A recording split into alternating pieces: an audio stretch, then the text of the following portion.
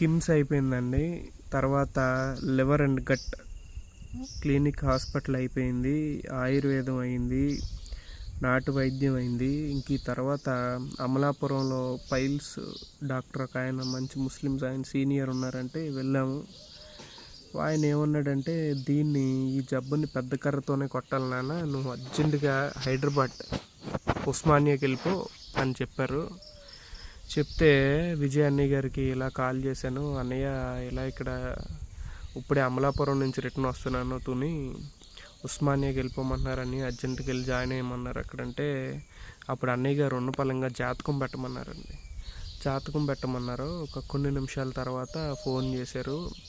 Phone చేస్తే full షాక్లో ఉన్నా. ఏరా మీకు 3 తరాల నుంచి క్యాన్సర్ ఉన్నది కదంటే, అవునన్నయ్య అవును 3 తరాల నుంచి క్యాన్సర్ ఉంది. నాకు ఇది ఈ కంప్లైంట్, మా నాన్నగారు వచ్చేసి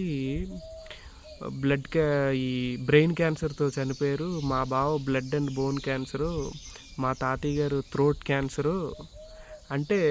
నేను చాలా దగ్గర జాతకాలు చూపించానండి, ఏదో ఇంటర్నెట్లో సైట్ల ద్వారా పీడిఎఫ్ల ద్వారా తీసేయడం. కానీ ఈయనైతే విజయ్ అన్నయ్య గారు ఆ సమస్య ఎందుకు వచ్చింది, ఎంతకాలం బట్టి నుంచి ఉంది, దానికి సొల్యూషన్ ఏంటన్నది కంప్లీట్గా అద్భుతంగా చెప్తారు. తర్వాత ఆ సమస్య ఎందుకు వచ్చిందో చెప్పారు, ఎన్ని తరాల నుంచి ఉంది, ఎవరెవరికి ఉందన్నది కూడా ఆయనే చెప్పారు అని చెప్పి డేట్ ఆఫ్ బర్త్ అది అడిగి పెట్టేసిన తర్వాత ఇవన్నీ చెప్పారు.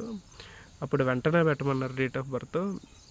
పెట్టిన తర్వాత అప్పుడు నాకు, నువ్వేం కంగారు పడకరా, నీకు మొత్తం నేను సెట్ చేస్తానని ఉన్న పలంగా బయలుదేరి ఈ ఆశ్రమానికి వచ్చాము. వచ్చిన తర్వాత ఆయన చెప్పారు, ఏం కంగారు పడకరా, నీకు క్యాన్సర్ అది ఏం లేదు, నువ్వు సేఫ్ జోన్లోనే ఉన్నావు, ముందు అర్జెంటుగా ఇవన్నీ చెప్పారు.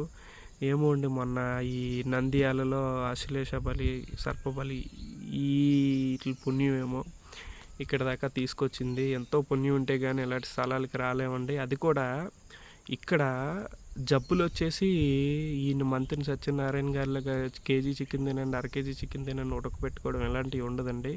ఇది కంప్లీట్గా న్యాచురల్ ఫుడ్తో ఇది కంట్రోల్ చేస్తారు.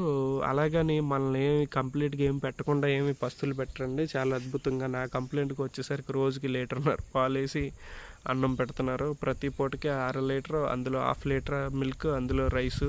చాలా బాగా చూసుకుంటున్నారు మాతాజీ. యజ్ఞం కానీ తర్వాత ఫేస్కి యజ్ఞశాలలో నుంచి చేసినటువంటి నెయ్యి, ఆవు నెయ్యి చాలా క్వాలిటీ, కేజీ 3000 అంటండి. అంత మంచి క్వాలిటీ నెయ్యి